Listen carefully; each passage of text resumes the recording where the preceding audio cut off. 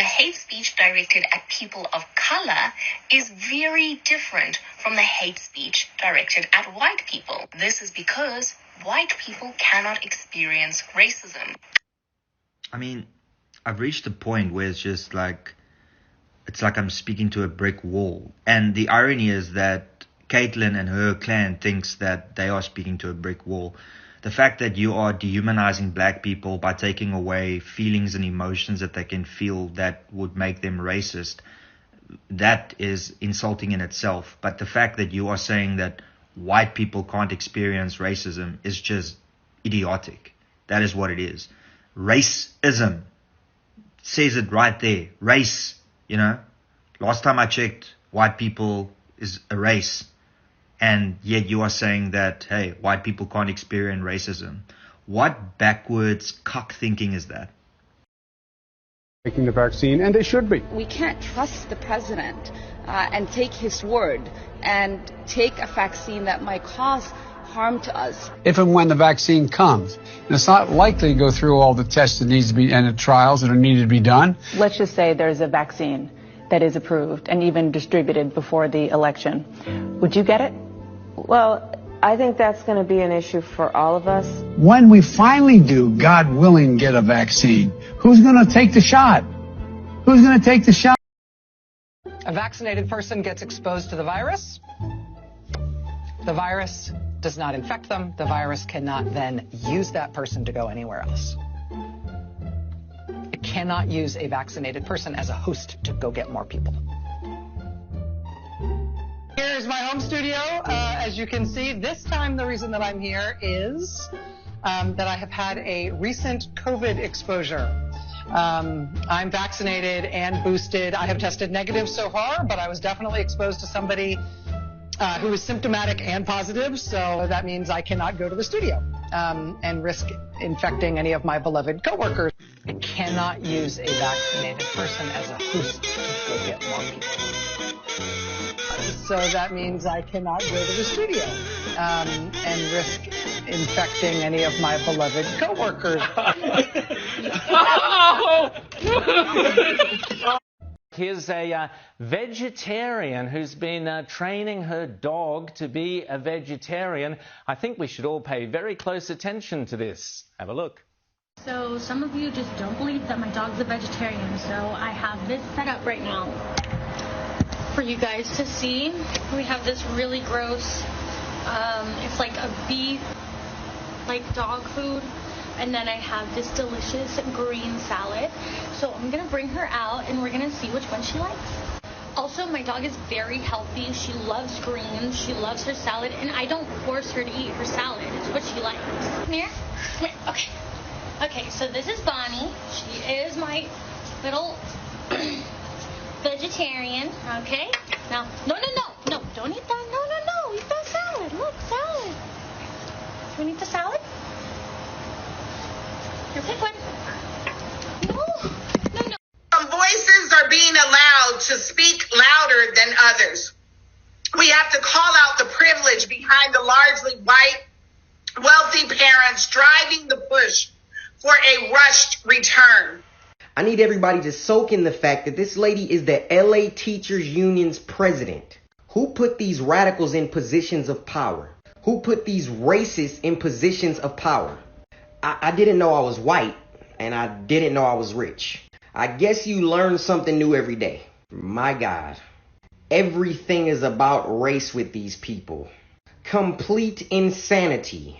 Give the students, the parents, a date. We don't have to give anybody any date. We don't have to do anything that we don't want to do right now. 70 to 80% of them have answered the survey. They want to come back to school. Then where are they? I would like to know geographically from which school sites, which language groups we can present it for vote. And starting if you wish to vote no, you are more than welcome to, or you can. I know what I'm welcome to do, and I know that what we're doing is wrong. So how are we forcing people? That seems like a very white supremacist ideology, to force people to comply, and conform. Just letting you know. Privilege. Check it, you guys. I don't want to be a part of forcing anybody to do anything they don't want to do. That's what slavery is. I'm not going to be a part of it. I take great offense statement that no one on here knows what they're talking about. If they have an issue with me, they can tell me. That should be a private conversation between... No, it doesn't need to be private. Racism doesn't need to be private, Becky. Start a fight in one sentence or less. I'll go first.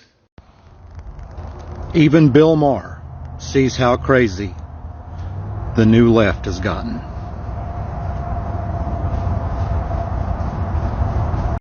A 54-year-old Air Force veteran who holds an endowed chair in psychology at Columbia University, the author of the new book, Drug Use for Grown-Ups, in which he unabashedly cops to the fact that he's been a regular heroin user for the past 5 years. And when you go to places like Columbia and you go to the source and you get really good cocaine, it could be a really good evening with you and your significant other. Gavin Newsom or Larry Elder. Either enough people vote no on the recall and we keep Governor Newsom, or Larry Elder, who's polling highest among the Republicans, wins. If you don't know, Larry Elder is a popular right-wing conservative talk show host, known for being a black man who uses white nationalist talking points. Yes, because in your mind, a black man can't have his own views. He can't think for himself. He has to think exactly the way you want him to think. Just like in your mind, the white Christian is the racist. Despite the fact that white Christians want black people to keep their babies, you want them to abort them. You want to keep Democrats in office ruling over the inner cities, despite the fact poverty and crime has plagued our neighborhoods, and they do nothing about it. And you want to teach critical race theory in schools, which teaches young black kids that they are inferior to white kids. So who's really the racist here? Despite what you think, white liberals don't own black people. You cannot be civil with a political party that wants to destroy what you stand for, what you care about. Would I like to debate this gentleman? And I said, no. I said, if we were in high school, I'd take him behind the gym and beat the hell out of him. You got to be ready to take a punch. You got to be ready to throw a punch. You get out and you create a crowd. And you push back on them. And you tell them they're not welcome. Everyone should take note of that on both levels, that this isn't, they're not going to let up, and they should not. I want to tell you, Gorsuch, I want to tell you, Kavanaugh, you have released the whirlwind, and you will pay the price. Get up in the face of some Congress people. It does you any good running away from Donald Trump. I think you need to go back and punch him in the... Hey, Democrats, maybe our crime wave wouldn't be so high if you all weren't inciting violence all the time to accomplish your problems. You know, there are other more diplomatic ways to get your point across rather than acting like children throwing a hissy fit over, you know, political agendas that may not, you know, go through the way you want them to. Just because we don't get what we want doesn't mean we start throwing and kicking things. Only children do that. He could have undermined the messaging so much that he can actually control exactly what people think, and that is our job. Yeah. Control exactly what people think, and that is our job. Catholicism is right up there with capitalism in killing people and making this world a miserable, miserable place. So you practicing Catholicism means that you are no longer my mother, no longer someone I look up to, and you're just as bad as the person who murdered the cow to make that hurt. So go ahead, carry your dead cow around, walk into your Catholic church, and listen to them preaching bigotry and hatred, and you can just become a freaking Republican if that's what you really want to be, because you won't go to another freaking church. That's pathetic. I feel that parenting has gone wrong in many ways. Man, the people who believe that they are just the most morally virtuous among us tend to also be the most obnoxious among us. I'm Cody, pronouns em, ers, or zem, zers, or really any neo-pronouns that aren't ze, her, hers. I am a white, transmasculine, femme, non-binary, temporarily mostly able-bodied, neurodivergent, obsessive-compulsive, chronically ill, culturally Jewish, Unitarian Universalist, non-monogamous, demi-low romantic, gray demi-bisexual, survivor of acute and complex trauma, millennial, and cat parent in mental health recovery. Does she introduce herself that way at parties? Sorry, does introduce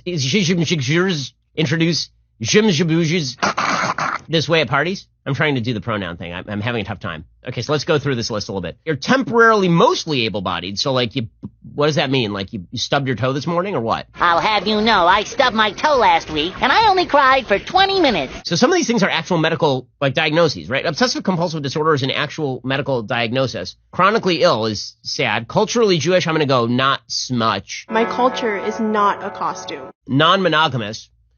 And demi-low romantic.